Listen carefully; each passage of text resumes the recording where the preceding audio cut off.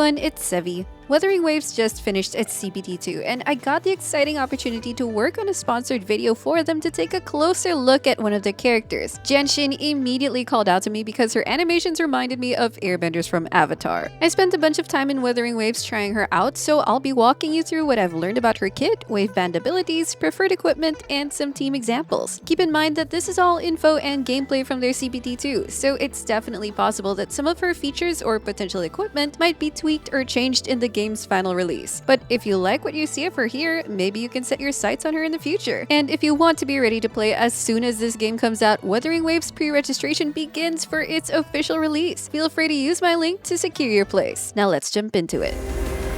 Here you are, looking like a decent challenge.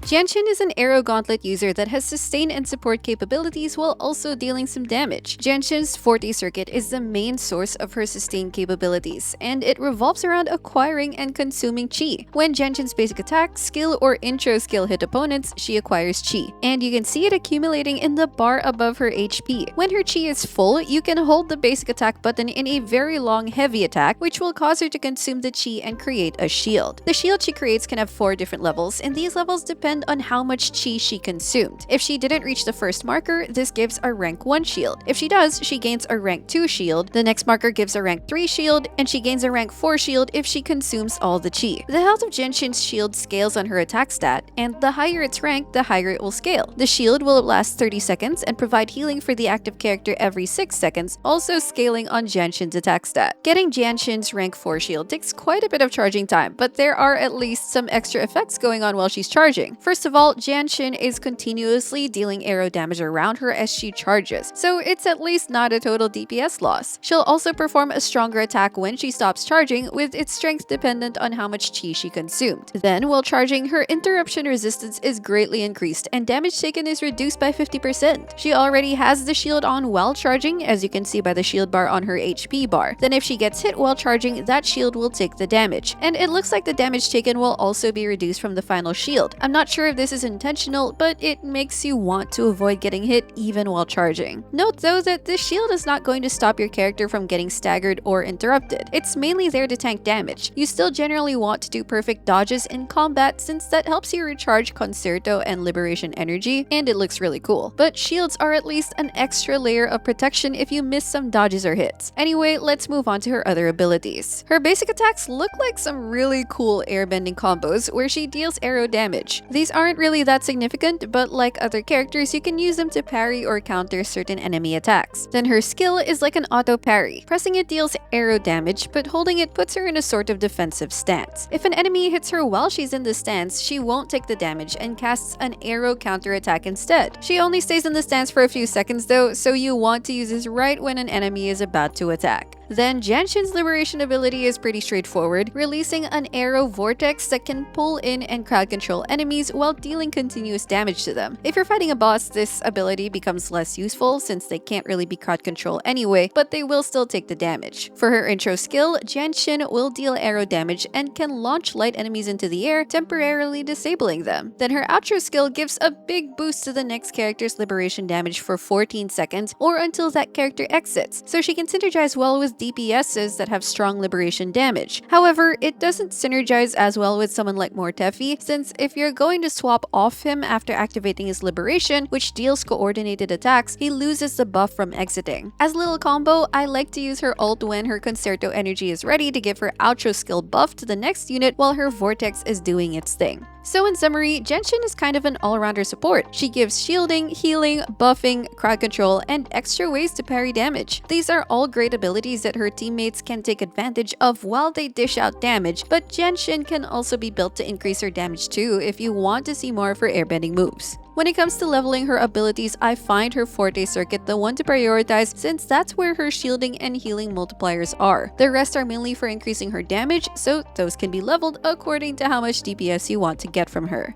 Now, I did mention earlier that trying to charge up her full rank 4 shield can take some time, so it's best to wait for an opportune moment to charge her shield to avoid taking damage while you're at it. One example is to charge her shield while the enemy is between attacks. Sometimes the enemies will wait around or stall a little bit in between hitting you, and that can be when you can charge your shield. Another is you can charge your shield while the enemy is down or disabled. But if you have a more DPS focused character, it's likely better to try to dish out as much damage as possible during that enemy's vulnerability window. You can also charge her shield right after doing her intro skill. Lifting the enemy in front of her can create a good opportunity to charge her shield while also dealing arrow damage to it. I've been playing Jianxin without her Wavebands, which are unlocked by obtaining copies of her, but now let's see what her Wavebands can add. For Waveband 1, after casting her intro skill, her basic attack will acquire double the chi for 10 seconds, which means you can charge her shield more often, but it doesn't make the shield charging or chi consumption itself faster. Waveband 2 gives you another skill charge, which is useful for more parries and protection. For Waveband 3, if you stay in her skill stance for 2.5 seconds, even if the enemy didn't hit you for you to counter-attack it, Jianxin will automatically deliver the stronger counter-attack hit. This basically means that even if your timing is off in trying to counter-attack with Jianxin, she'll still be able to deal the bigger damage. With Waveband 4, casting a heavy attack will buff her liberation by a huge amount, so you'll always want to do her heavy attack right before launching her liberation. Waveband 5 makes her liberation range increased, which means more crowd control. Then with Waveband 6, you get a combo that gives you her rank 4 shield without charging chi. You use her heavy attack, then her skill's counter-attack, which will now deal greater damage and will be considered heavy damage, and this will give you her rank 4 shield. A lot of these Wavebands are more quality of life oriented, which doesn't surprise me since Jianxin is currently part of the standard banner 5-star roster. I find her Waveband 6 to be the most impactful since it gets you her rank 4 shield without charging, but Waveband 1 is nice for speeding up the chi collection. Then Waveband 2 and 3 will be useful for players who aren't that experienced with timing and makes parrying and counter-attacking easier with her.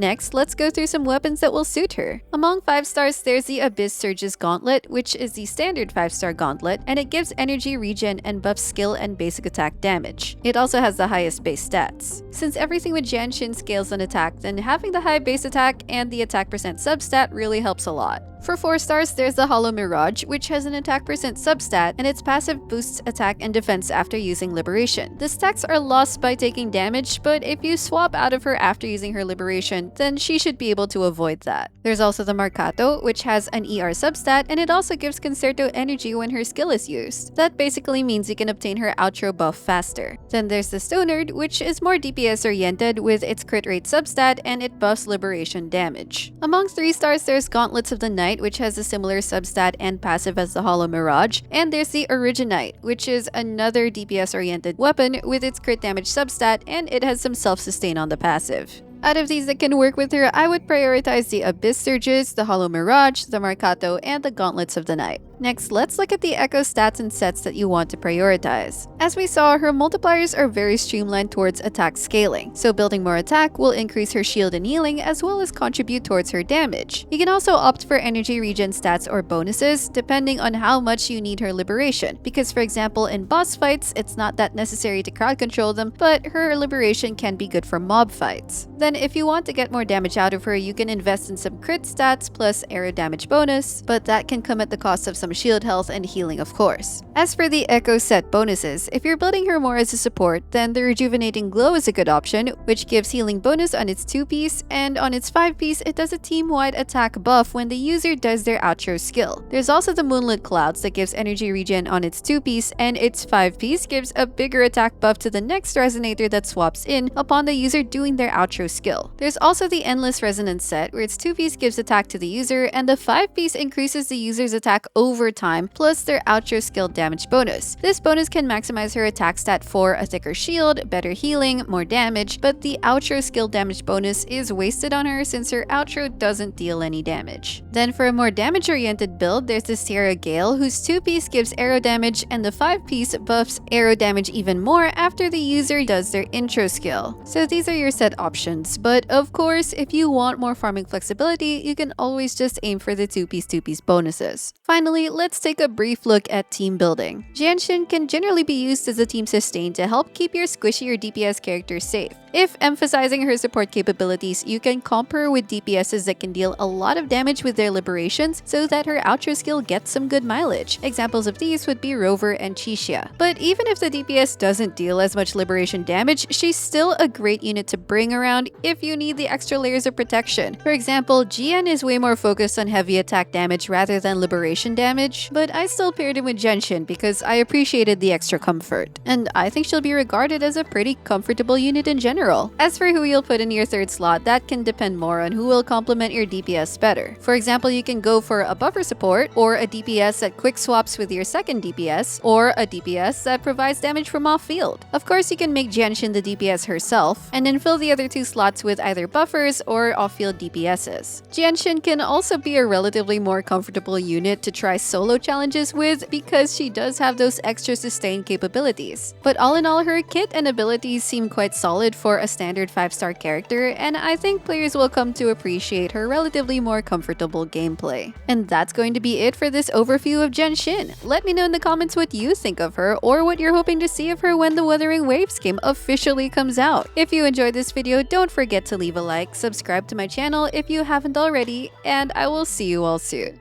Take care!